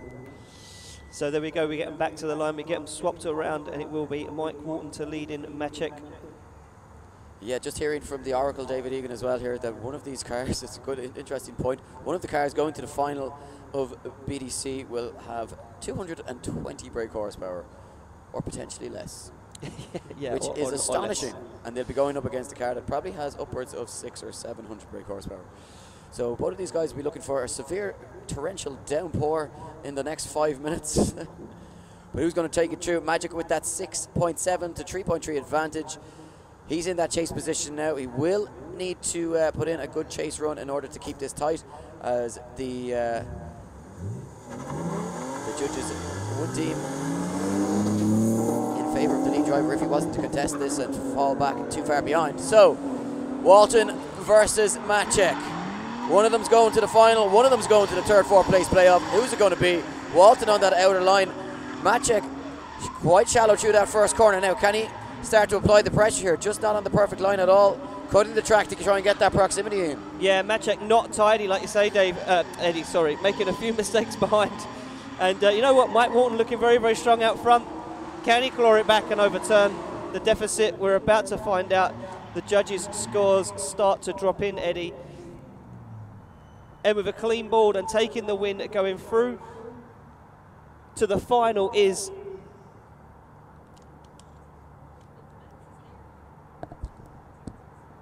Maciek. Maciek gets the win and goes through. Unfortunately, Mike Walton, his day is not over yet. He gets to fight for a place for third and fourth. We go to our judges. Magic had reasonable proximity, got proximity in places, it dropped back in places. He did a little bit of a dive right from first here, but not the cleanest run from either driver. So that we scored that one a 5-5. So the battle was won really on the first run for Magic. So there we go, and Maciek scores his place in the final. All we need now, Eddie, is another contender for the final. Will it be Ryan Caldwell or will it be Scott Cartledge? You know, I would obviously love to see a 15-year-old go into the final, but I think it would be very fitting for Scott Cartledge in his championship-winning season to finish it out in style and take that top spot. However, I'm not associated with either of the drivers, so all I want to see is a good, unclean, hard-fought battle. Plenty of with carnage. Lots of door-to-door action. Door-to-door action, loads of carnage, loads of tyre smoke. We're just awaiting the arrival of Scott Cartledge back to the line. You can see Ryan Caldwell on the line, eager to go. He's probably down in shots in the pits in celebration. Also interesting to note, Eddie, that Ryan Caldwell qualified second and Scott Cartledge qualified third. Yes. So will that play a factor? Will Caldwell have the upper hand? Well, I'm not sure. I think these two machines, these two drivers are going to be very, very evenly matched, and a potential final if you had thought about it earlier on in the day. But you know, final four is an optimum time to see them battle. Quick mention, of course, to our sponsors before we finish out the day. Of course, Achilles Radial, Brian James Traders, JDM Distro, Jap Speed, Westlake Tires, MTech Brakes, VP Racing Fuels, Zestino Tire UK, Samco Sport, Link ECU, and Monster Energy. And of course, a big day to come tomorrow. This is only the start of it, the Pro-Am competition. If you've enjoyed today, why not get yourself to Teesside Autodrome tomorrow for the final of the Pro British Drift Championship competition. Things are really heating up in that one. That one's still to be decided as well. Very close at the top between the two Shannons and, of course, Matt Carter, who is currently the championship leader. We also have the Super Series to be contended for, with lots of drivers coming over from Ireland and all around UK to contend that. And of course, a number of guys travelling from the UAE as well, so shipping cars UAE, over. Kuwait, the Netherlands. We have Rick Van Gogham in the house driving the Jap Speed Lexus IS200. So, you know, a lot of guys making the trip over for the final, making it interesting. Like you say, under the floodlights tomorrow, it's going to be a real good atmosphere. And like Mr. Egan says, you don't get that atmosphere from the live feed. You certainly need to be here in attendance. And if all that wasn't enough for you, it will also be under lights. We will finish the 2017 season under darkness, under floodlights, and that promises to be an absolute spectacle. They are on the line. We are ready to go. Who's going to the final? Who's going to the third and fourth place playoff? Caldwell versus your 2017 champion, Scott Cartledge. Off the line they go. Yep, it's Caldwell to leading Cartledge. What have we got as Caldwell tries to do that big clutch kick initiation and doesn't manage to hold it down. And look at Scott Cartledge hunting down the side of that Quinn's Coach IRS 15. They're firing it into that clipping zone. Scott Cartledge just shallows out the angle to gain some proximity. Now he's going to try and make a dive on the door of Caldwell's 15. Here he comes as they push nice and wide to the wall and take it across the line. Absolutely brilliant stuff there from both those guys. Yeah, both guys pushing to the absolute limits. And the judges' scores do come in. A 6-4 advantage to Caldwell on the first run. Judges, talk us through it. Fantastic lead line there by Caldwell, doing what he's been doing all day. He really has that qualifying line dialed in. Scott was really aggressive on initiation, and all the way up until clipping point 3 he was right on Caldwell's door. Unfortunately then he had a slight straighten coming into the first hairpin, and just after his transition into the second hairpin he lost a little bit of ground and had to take an inside line to maintain that little bit of proximity that he had. Just those two mistakes coupled with Ryan's really strong lead run, we gave a slight 6-4 advantage to Caldwell going into the second competition run. to America. Happening from Kevin, very fine margins, a couple of little errors there from Scott Cartledge, awarding that advantage then to Caldwell. So we switch them around. Look how eager Caldwell is to get off the line, but he jumps a little bit too quick and now loses a little bit of pace, but very quickly back on the rear bumper of that R33 Skyline of Scott Cartledge. A huge initiation there from Cartledge as he fired that car in. Caldwell now hunting him down. These guys absolutely flying on this dry circuit. Things looking up for the final. Eddie, oh, and look at this. Caldwell making a big dive on the inside now, trying to get on the door of Cartledge's car as they bring it to the wall. Teesside, give it up for Ryan Caldwell and Scott Cartledge. Yeah, this one's going to be close. Don't be surprised to see this potentially go one more run. Just seeing the scores drop in. It is by the slightest of margins. Taking it through to the final will be Ryan Caldwell. Ryan Caldwell goes to the final. We need to hear from the judges. The slightest of margins. Yeah, Scott's lead run there was good. It was on point, but you know, there was a couple of places where it wasn't quite as good, we'll say, as Ryan's was on the as he led. Ryan's chase was very good on this run. You know, he had proximity the whole way. Transitioned very nicely into second hairpin there. Got back on his door again. So great chase. So taking advantage over both runs with Ryan Caldwell. So there we go. Now we will see Scott Cartledge again in action in a few minutes' time. He's going to go back to the pits, Eddie, get that car prepared. He'll be taking on Mike Wharton for the last step on the podium, and then we will see our final, which will be Maciek versus Ryan Caldwell. Yeah, and what a final we have to look forward to, and what a third and fourth place playoff we have to look forward to. But what a day and what a championship it has been since we started back in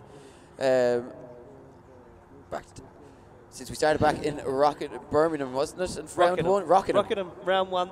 Yeah, Rockingham. the first time that David Egan had ever brought walls to the BDC. Yes. And it went down like a house on fire. Everybody loved it. The atmosphere at round one was amazing. We see things we'd never seen before, like Oliver Evans take down Jack Shanahan, you know, and yeah, and what a weekend that was for Ollie Evans. I mean, he just blitzed.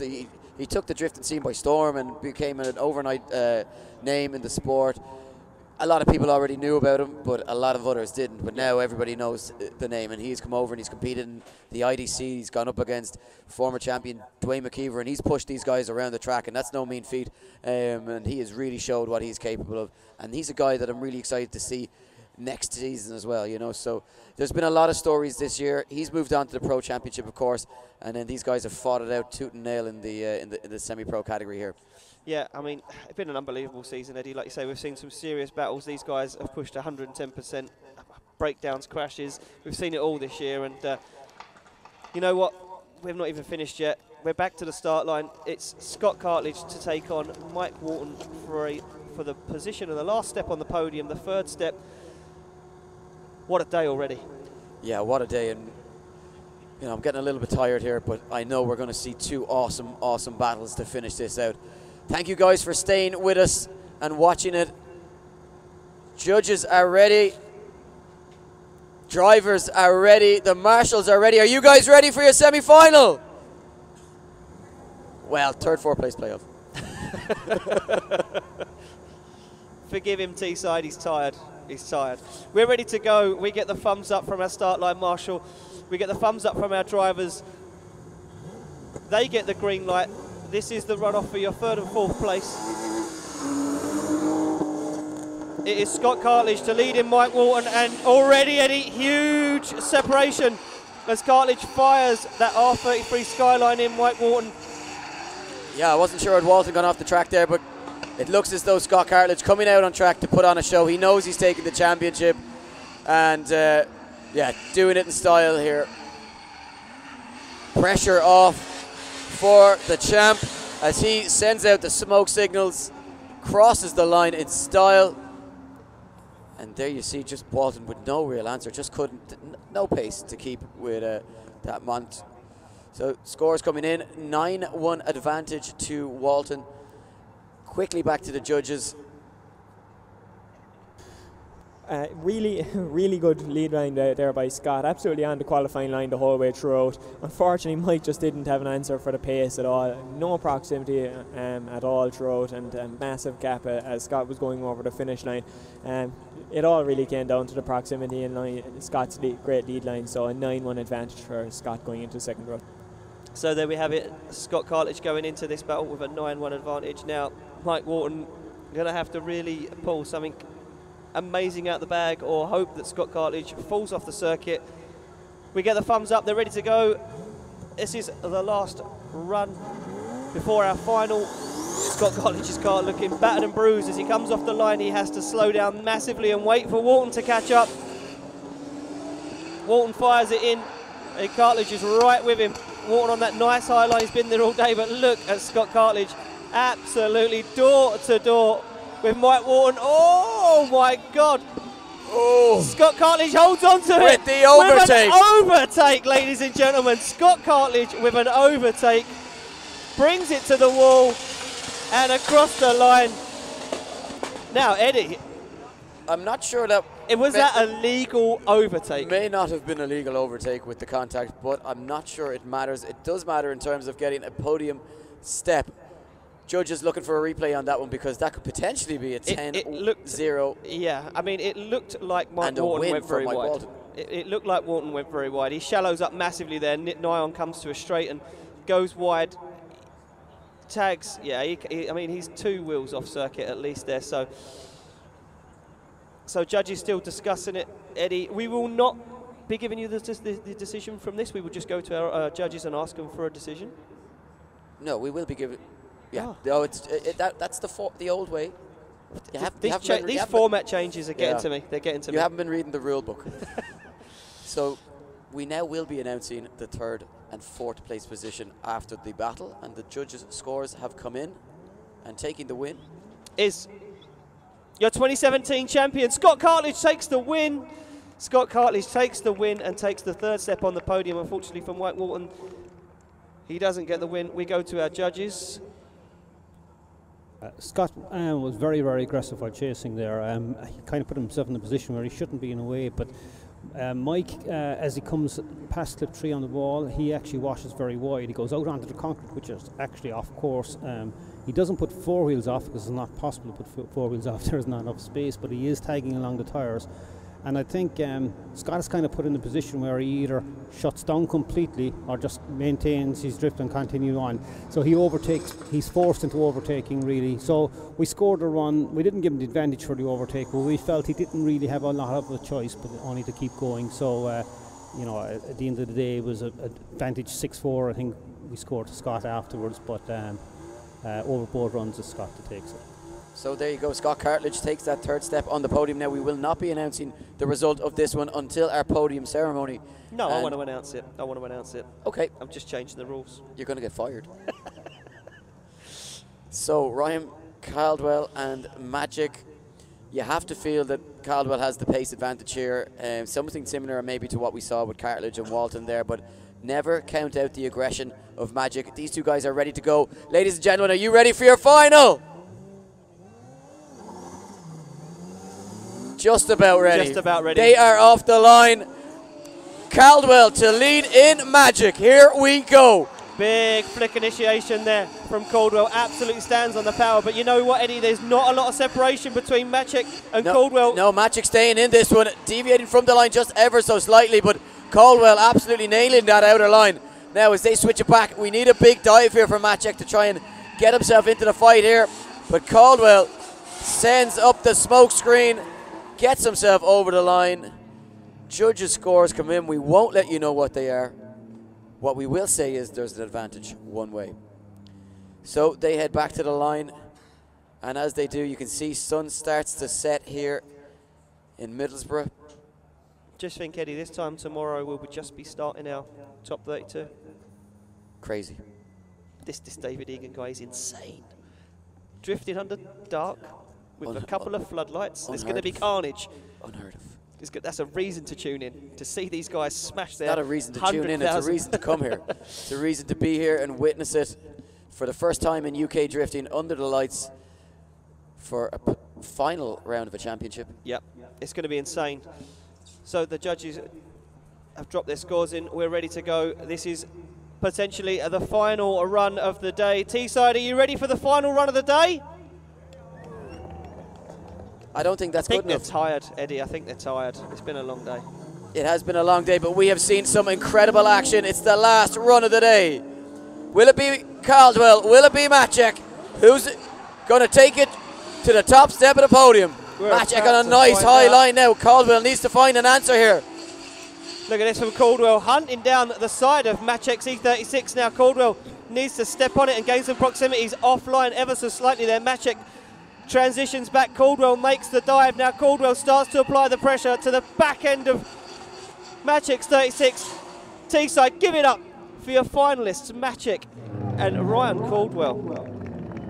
Big run from both drivers now. But guys, as we mentioned, we won't be announcing the winner. We need to go to the judges to see if they have a decision or if it's going to be a one more run. Yes, we have a decision. Judges have a decision, guys. We'd invite you all down trackside for our podium ceremony, which will follow in just a few moments' time. It's been one heck of a season, Ian. I've enjoyed every minute of it. Yeah, it's been absolutely emotional. It's been brilliant having you here, Eddie, to commentate the Pro-Am Day with me. I know Dave deserves a day off every now and then. He likes to watch some drifting because he doesn't watch much drifting. You know? No, and you know, obviously for him, it's nice to you know, have a little bit of time just to sit back and enjoy Reflect. it. But you know, I think it's my first time actually working at the BDC. I've obviously been over for some events, but the standard has really started to improve in UK drifting, and I think that's really promising for obviously European drifting as a whole, because the Irish have essentially been stealing the limelight for quite some time. Not because there wasn't the talent in the UK. I think just the right challenges needed to be set for them, and those challenges are now, you know, in the face of the drivers. They have had to step up the game, and we are seeing some incredible battles. So I think I'm about to lose you. Yeah, I'm going to go. I'm going to go and do the podium. And Eddie, thank you very much. Yes. I want to see you tomorrow. Well, I won't see you now till next week in IDC. So while you leave the tower, Ian, just a quick mention and a massive thank you to all of our sponsors who have been with us throughout the season. Achilles Radial, Brian James Trailer, JDM Distro, Jap Speed, Westlake Tyres, M-Tech Brakes, VP Racing Fuels, Zestino Tyres UK, Samco Sport, Link Engine Management, Monster Energy, and of course, all of you guys who are in attendance and watching at home. Without you guys, none of this would be possible at all, and none of this would be worthwhile. I'm joined That by is correct, Eddie. the man who has put all of this together in many ways, David Egan. Dave, in your opinion, the 2017 season, I know we still have the final of the pros to go, but the Pro-Ams have really stepped up their game. It's been a massive show. But I mean, look, everything you want from drifting is unpredictability. You want a little bit of a final that nobody knows which way it's going to swing. That's what we got today. You know, was it Denham's? Was it Cartledge's? Was Brett Perry going to take it? He barely didn't qualify. Then he was in. He looked strong. Then he spins. You couldn't pick it today. And that's what drifting brings, that unpredictability, that element of fun. I've enjoyed that. I've been here in the tower kind of winding you guys up, but it's been a lot of fun to watch because you just don't know which way. We've had in the tyres, in the bales, in the gravel. We've had every sort of crash. We've had more contact between cars. And that's what a big change this year is. Guys pushing that extra bit. Look how much contact we saw today between two cars. You put concrete walls out there, nobody hit them. Maybe Nick Brady hit it a little bit. But what I'm saying is that most guys weren't worried and Caldwell, just a little bit. Yeah, but those guys weren't worried about the walls. They were just trying to get close on door and door, and that's the aggression we're seeing. And guys now know I'm not going to make up the numbers. I'm going to come here. I'm going to put it all on the line. I'm going to go home with a couple of panels belt, but at the same time, I'm giving it my best shot. They can be very proud of what they achieved this year. The Pro-Am competition was fierce, and for Scott Cartledge on track to go from 4th position all the way to 1st position. I mean, that's, you know, you don't wake up this morning even thinking you got to hope. Yeah, I mean, what's interesting about that, if you look at the up to, you would say, 5th position, had a very realistic chance of taking the championship. You know, Mark Gemmell, he was 17 points behind the leader, which wasn't, you know, it wasn't beyond the realms of possibility. But, you know, we saw 4th place driver Scott Cartledge, without that pressure of being, you know, having the whole focus on him, work his way through and finish in 3rd position as the 2017 Pro-Am champion. So that's all from us until tomorrow, Eddie. Light fight tomorrow. We can't wait. But right now, we've got to go down to the podium with Ian. He's going to hand out those all-important trophies. It's been an absolutely amazing day, some amazing battles, and we're about to hand out the trophies for the final time of Pro-Am. Taking the 3rd step on the podium is your 2017 Pro-Am champion, Scott Cartledge!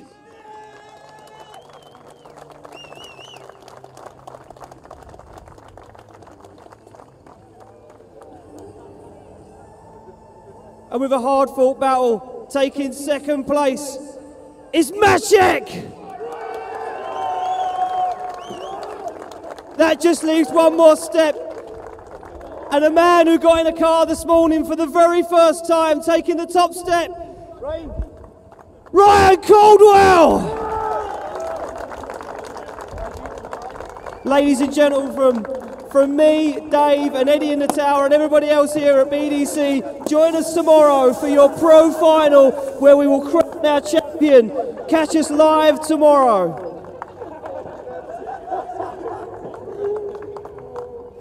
Lads. Ryan.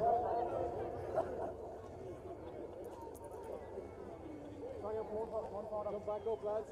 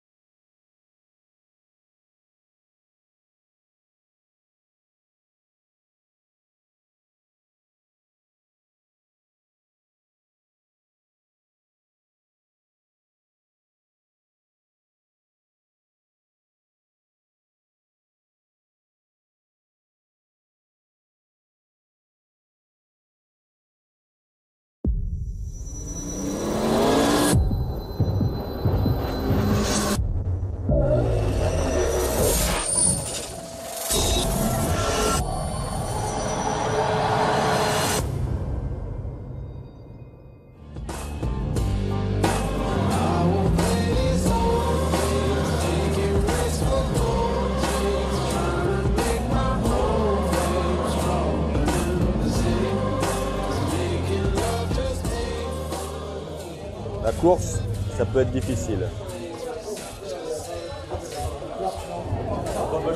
Alors parfois, c'est cool d'emmener quelques copains.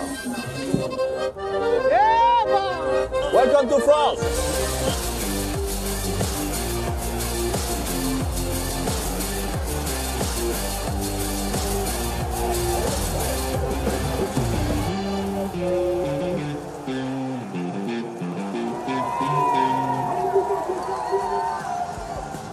Hello and welcome to the FIA World Rallycross Championship presented by Monster Energy. We are in France for round 9 of the championship as over 70,000 fans transform the small Bretagne village of Loyac into a jam-packed festival of rallycross. As the championship returns to Europe, it's not only the crowds that are big.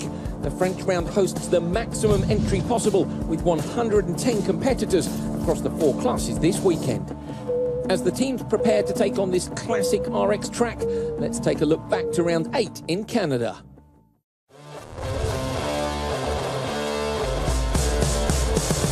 Semi-final 1 was a tough encounter. Kevin Eriksson tank-slapped the 2016 race winner Timmy Hansen hard out of the Joker, and reigning champion Matthias Ekström received zero respect as he was muscled down to an eventual 6th place. Meanwhile, it was Kristoffersson dominating from the front, with Hansen and Eriksson joining him in the final. Semi 2 and Solberg grabbed the lead from the line, promptly vanishing into the distance. The real battle was for 3rd. Loeb and Block were side by side over the jump, and the American was forced to joker. After said jokers played out, Loeb held on to 3rd, progressing to the final behind Heikkinen and Solberg. The final, and it was a VW drag race off the line. Solberg and Kristoffersson were side by side all the way to the 2nd corner until Kristoffersson's inside line gave him the edge. It was Solberg who jokered first, with his teammate on a charge, aiming to put some clear air between him and his championship rival. Kristoffersson exited the Joker on lap 3, having done enough to hold the lead, and with it take his 3rd win in a row. Yeah, that was really fantastic. It worked out really good, and won my semi-final and was side by side with Petter in the final. We had a nice drag race down to the 1st corner, and then into the 2nd corner I managed to get ahead of him. So, but yeah, everything really went according to the plan.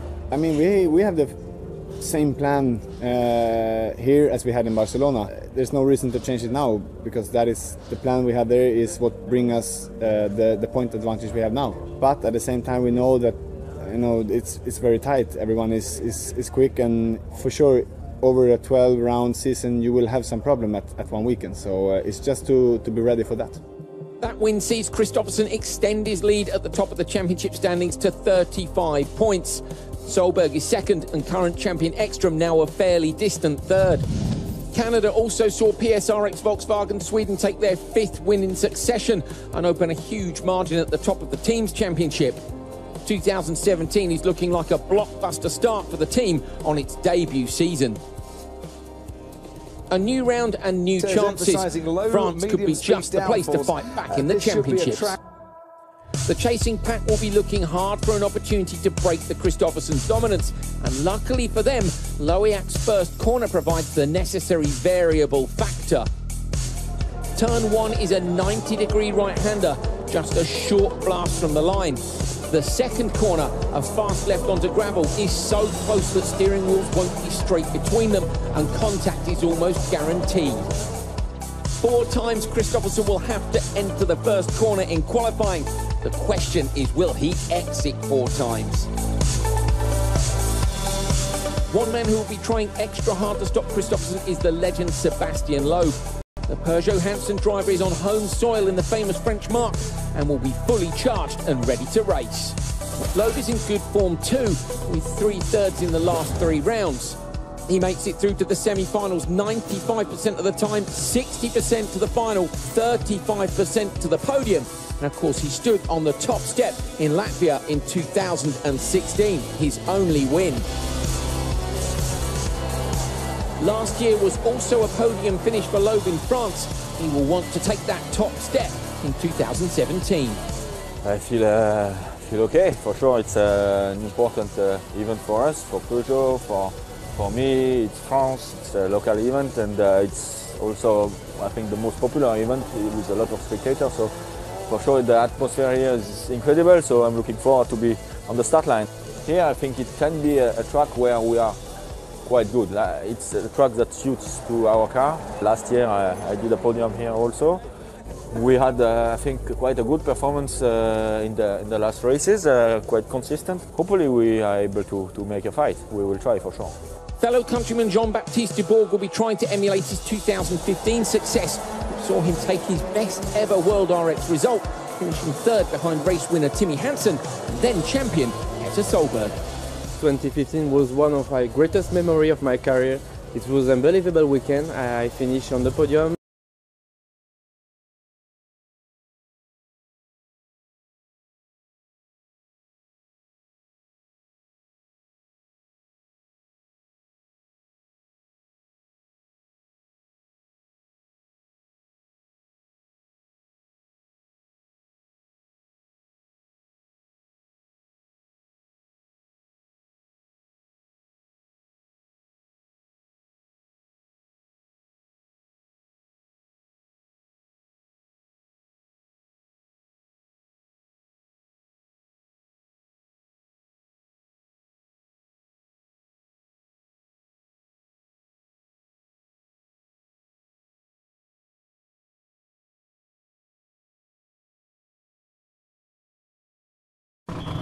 The NHRA is at Lucas Oil Raceway in Indianapolis, a 200-acre complex.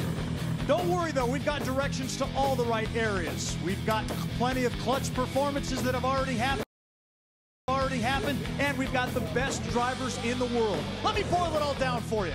It's the world's biggest drag race. It's called the Chevrolet Performance US Nationals, and it's coming at you live next.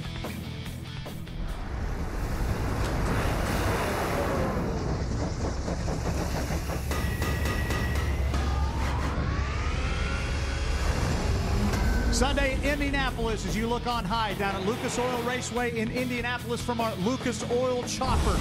It will capture all the great images and the great video moments from this, the 63rd running of the Chevrolet Performance US Nationals. None are bigger, none are more prestigious, and none have more money attached to it. As the fans, they definitely love coming here. So much to see, so much to do in any one of these 200 acres that they have at this racetrack. Hello, everybody. I'm Dave Reef. Welcome to live coverage of final round qualifying and a little race we call the Traxxas Funny Car Shootout, something my broadcast partner, Tony Pedregon, has won before. That's going to be the highlight of the day, as well as all the final qualifying. Doesn't get any better than this, does it? Whew, that's a lot of money that's on the line. And to compound some of the drivers' challenges, they still have to qualify for the big race tomorrow. But 100 grand, some great matchups, some beautiful weather today. Like I said, you've won it. What's it like to have that $100,000 check / carrot dangled in front of your nose? Well, you know, you're strapped into this machine with 10,000 horsepower in front of you. You got a 7-layer fire suit. You have this device so that your head doesn't go too far forward in the event of an impact. But that 100 grand, it's hard not to think about it. And for the drivers that are able to phase that out, the experienced drivers, well, they're going to get down to some business today. 2 hours coming at you right now, 2 hours later today at 5, but we've already had plenty of action as we take you back to Friday in the very first qualifying session here from Indianapolis, a race they call the Big Go, where Leah Pritchett came up against Tony Schumacher. I'll tip you, one of these two is going to have the #1 qualifying spot at the end of day one. If you guess Leah, you'd be right. Well,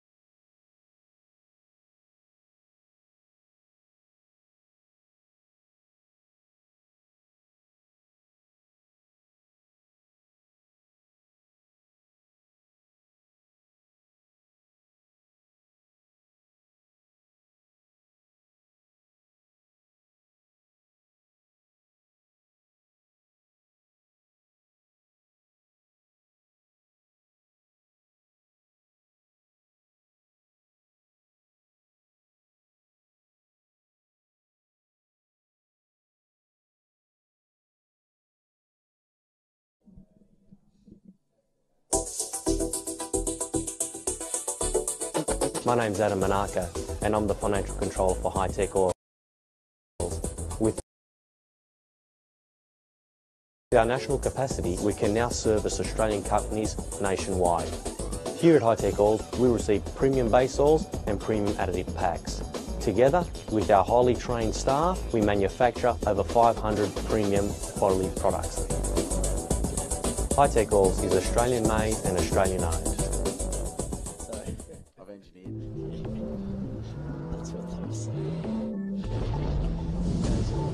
Be one with it, and it will be one with you.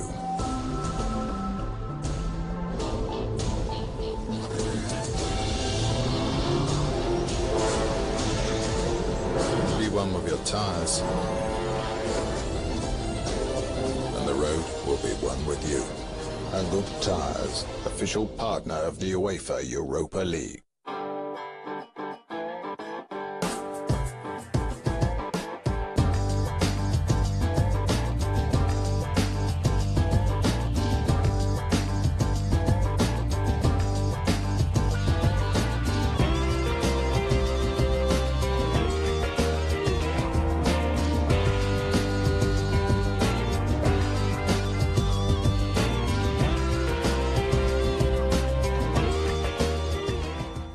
Sadly, you have been eliminated from the competition. One by one, they've left. Au revoir and good luck. Now, only a few remain. Who will make the finals? He's outraged Australia. Now he'll outrage Manu. If you were sitting here tonight, you would take this apart. But will this be the night he says goodbye? I'll look out on you and not do this. The pressure's on. Pick up the pace. Oh no!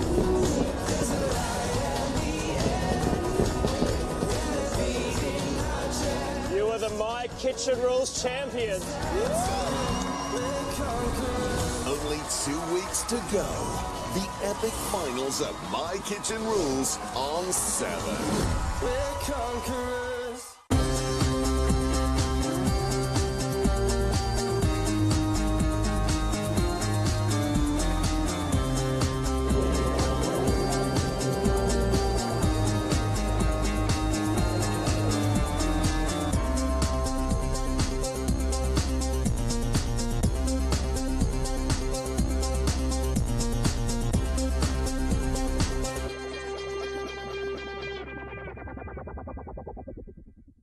We know you have the need for speed. Let Motorsport's TV app feed your addiction and fuel your passion. Monster crashes, live coverage, TV episodes and news. Don't get left behind. Strap yourself in for one hell of a ride. My name's Adam Manaka, and I'm the financial controller for High Tech Oil. With our national capacity, we can now service Australian.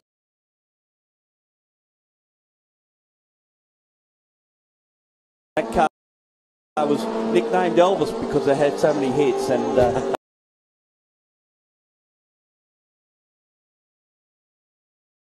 XP. That car was nicknamed Elvis because they.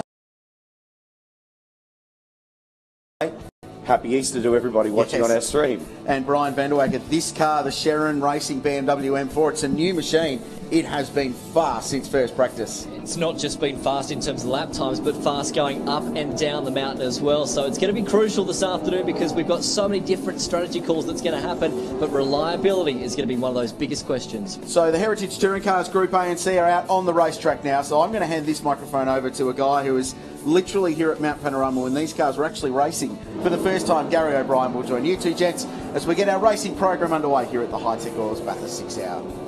Well, this has been very exciting to see all weekend. Brian Vanderwacker, of course.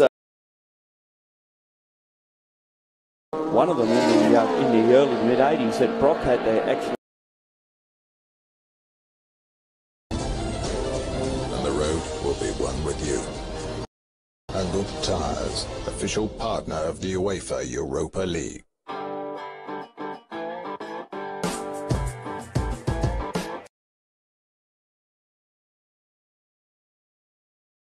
champions are using a different car here this weekend. They had turbo issues yesterday. So it's going to be about being consistent on the lead lap, because at the end of the day, that's what's going to prove crucial in this high-tech Oils Bathurst 6 hour. You know what it is, the heartbreaking thing when you really realise that it's those 50-cent parts, those $2 parts, those $10 parts that go in the car. Sometimes they're the ones that fail, and that can cost you a race. Note that Chaz Mostert from the Virgin Australia Supercar Series, but there's a lot more. Yeah, that's exactly right, and that's probably been one of the other big things heading into this weekend is the number of names that have really popped up. Actually, we're looking at a shot here of the Race for Acua Subaru. They've got a great initiative here this weekend. They're racing for Breast Cancer Institute of Australia. They're raising money throughout the course of the weekend. The car has turned pink, so if you're around the track here this afternoon, the team are raising funds, so make sure you go down and say good day to the guys. Put your hand in your pocket, give some to the team, because all money raised is going to that very wonderful cause, of course, Breast Cancer Institute of Australia. The reason for it, in fact, the Cavitches there, the boys that are running it, they've had a lot of family issues surrounding breast cancer, particularly within the last 12 months. So that's ultimately what the team are here this weekend racing for, which is great to see. What a beautiful shot there of the paddock of Mount Panorama back here. You rarely get to see that, but I tell you what, if you are here in Bathurst and you're driving into the circuit, and that's literally the first thing you see,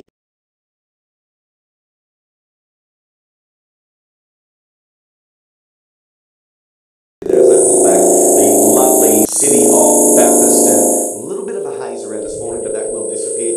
Partly cloudy conditions today, but it is going to be an amazing race. We'll take this opportunity to have a break here at Mount Panorama in the lead up to the High-Tech Oils Bathurst 6 hour.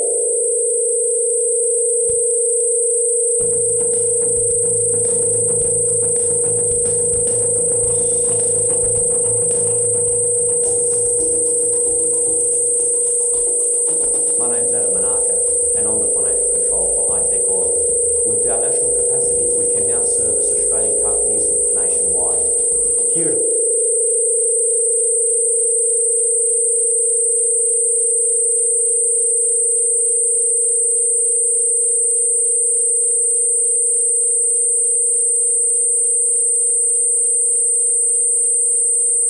BMW front row as well.